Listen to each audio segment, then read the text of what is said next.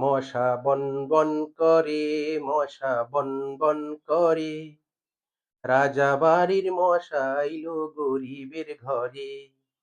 কি ভাবলেন? ইয়ার্কি? না, এটা একটা জনপ্রিয় গান। নেটে আছে। ইউটিউবে সার্চ দেন, পেয়ে যাবেন। কিন্তু গানটা কিন্তু আমাদের বাস্তব জীবনের সাথে খুব গুরুত্বপূর্ণ। চিন্তা করে দেখেন, মশা কিন্তু ধনীর বাড়ি বা রাজার বাড়ি যায় না। কারণ ওইখানে সবকিছু প্রটেক্টেড। ওনাদের এসি লাগানো, থাই গ্লাস দিয়ে আটকানো, মসকিউটো নেট, আরো কত প্রোটেকশন, পরিষ্কার পরিচ্ছন্ন। তো মশা তো ওখানে গিয়ে আসলে কোনো সুবিধা করতে পারে না। তখন মশা কি করে? চলে আসে এমন এক জায়গায় যেখানে প্রোটেকশনটা ওইভাবে নাই, যেখানে ভালো পরিষ্কার পরিচ্ছন্নতা নাই, ঠিকমতো হয়তো মশারি টানায় না, কেউ হয়তো কয়েল জ্বালায়, এইসব জায়গায় চলে আসে। তখন মশা এসে চিন্তা করে যে আমি চলে আসছি আমার 5 স্টার হোটেলে। এবার উনি ওনার অপারেশন চালাবে। সেখানে আপনি কয়েল জ্বালাইলেও আপনাকে কামড়াইতে পারে। আবার মশারির মধ্যেও যদি কোনোমতে ঢুইকা যায়, তাহলেও কিন্তু আপনাকে কামড়াতে পারে। মশা কামড়ানো গেল সে তো এক ব্যাপার, না হয় আপনি পার করলেন।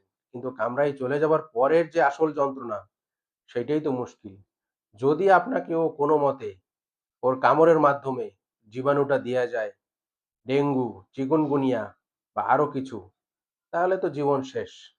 আর এই জাতীয় জিনিস যার না হইছে শরীরে, সে বুঝবে না যে এইটা কতটা মারাত্মক। তাই বর্ষার সিজন চলে আসছে।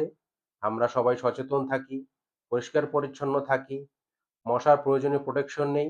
এট লিস্ট রাতে ঘুমানোর আগে যেন মশারিটা ঠিকঠাক মতো টানায় ঘুমায় এবং একটা মোটামুটি মানের ভালো মশারি ব্যবহার করার চেষ্টা করি।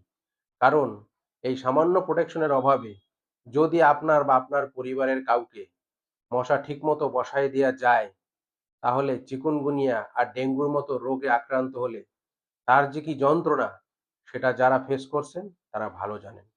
সুতরাং আমরা সবাই সাবধানে থাকি, যাতে ডেঙ্গু থেকে আমরা এবং আমাদের পরিবার সবাইকে রক্ষা করতে পারি। Thank you. ভালো থাকবেন।